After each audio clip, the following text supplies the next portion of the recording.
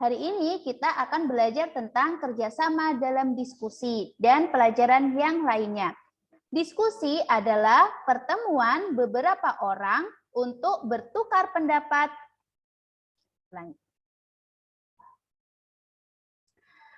Assalamualaikum warahmatullahi wabarakatuh, anak-anak kelas 4A MI Lukman Al-Hakim. Apa kabarnya hari ini? Semoga kita senantiasa diberi kesehatan oleh Allah Subhanahu wa Ta'ala ya. Di masa pandemi seperti sekarang ini, ketika kalian keluar rumah, jangan lupa untuk memakai masker. Oke, pada pembelajaran kali ini kita akan belajar di pembelajaran tematik di muatan PPKN dalam KD 3.4 dan KD 4.4. Yang pertama kita akan belajar kerjasama dalam diskusi. Apa sih itu diskusi? Diskusi adalah pertemuan beberapa orang untuk saling bertukar pikiran mengenai pendapat suatu hal. Jadi pertemuan beberapa orang berkumpul dalam suatu tempat, tetapi kalau seperti sekarang di musim pandemi bisa melalui video call, Zoom, atau sejenisnya. Pertemuan beberapa orang untuk bertukar pendapat, bertukar pikiran mengenai sesuatu hal apa yang akan mereka bahas. Oke, diskusi itu adalah salah satu contoh bentuk dari kerjasama. Apa ya kemarin kerjasama? Ya, kerjasama adalah pekerjaan yang dilakukan secara bersama-sama. Dalam berdiskusi, kita itu harus seperti apa sikapnya? Yang pertama, dalam berdiskusi, kalian harus menghormati pendapat orang lain. Ketika ada teman kalian yang sedang menyampaikan pendapat, kalian harus mendengarkan, tidak boleh dipotong. Dengarkan dulu penjelasan teman kalian dari awal sampai akhir. Ketika sudah selesai, baru kalian mengutarakan pendapat kalian. Yang kedua, kita harus bagaimana? Kita harus setiap pendapat memiliki kelebihan dan kekurangan. Jadi, pendapat dari kita maupun dari teman kita pastinya memiliki kelebihan dan kekurangan. Akan tetapi, kelebihan dan kekurangan dari pendapat masing-masing anggota diskusi tidak menjadikan perpecahan. Selanjutnya adalah setiap anggota diskusi itu harus saling menghormati perbedaan pendapat. Perbedaan pendapat dalam berdiskusi pasti sekali kita temukan. Akan tetapi, adanya perbedaan itu tidak menyebabkan kalian saling bertengkar atau bahkan menimbulkan perpecahan. Jadi kita harus saling menghormati satu sama lain. Oke, selanjutnya adalah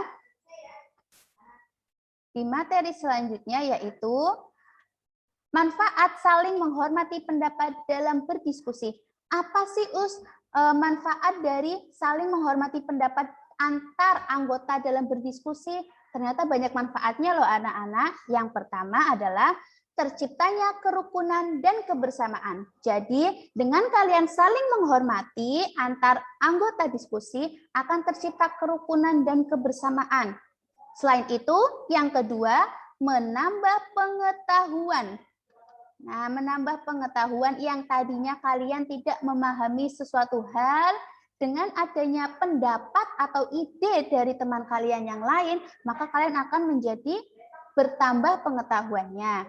Selanjutnya yang ketiga, permasalahan lebih mudah diselesaikan karena kita melalui diskusi, yaitu menyelesaikan pendapat dengan cara bertukar pikiran. Selanjutnya, kita akan dihormati oleh orang lain. Ketika kalian mau dihormati oleh orang lain, maka kalian harus menghormati orang lain terlebih dahulu ya, anak-anak. Oke, selanjutnya adalah menghasilkan kesimpulan yang adil.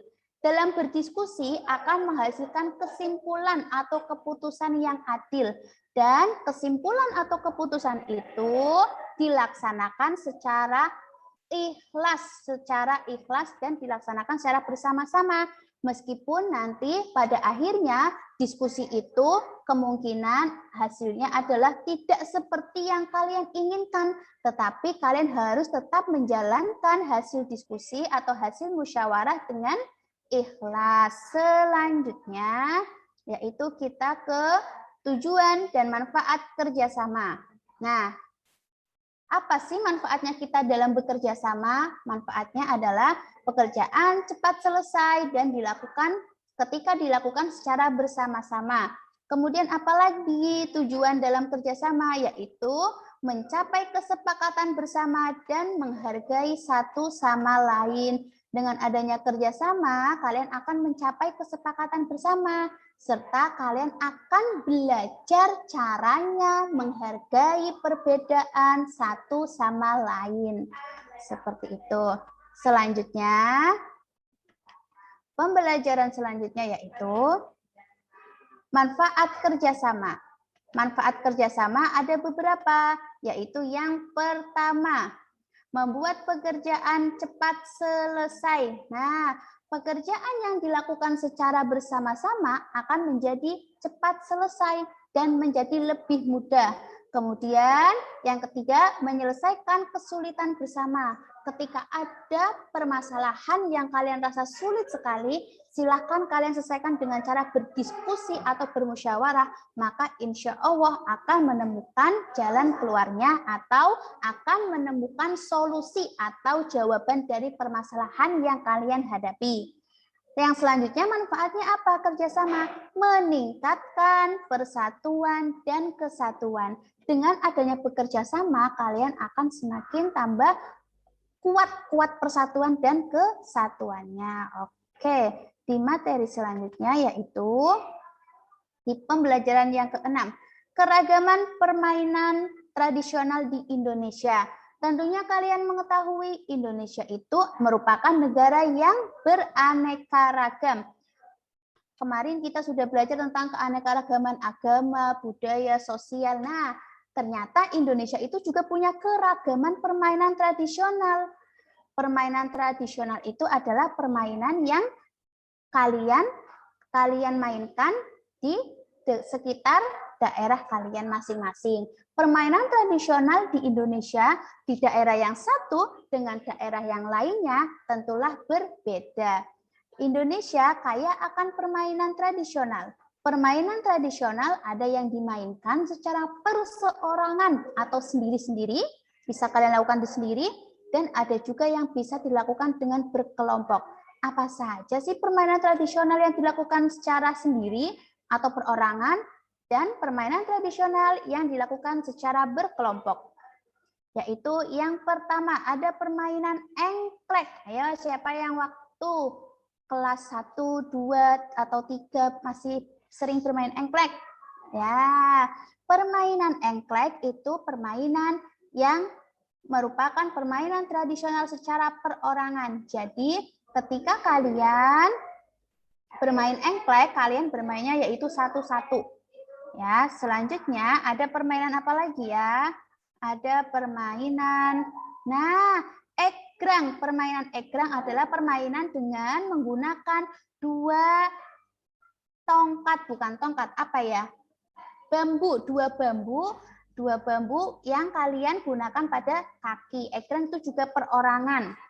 Kemudian selanjutnya ada permainan apa lagi ya? Di selanjutnya ada permainan, gasing, permainan gasing. Permainan gasing itu juga termasuk permainan yang dapat kalian mainkan secara sendiri-sendiri atau secara perorangan.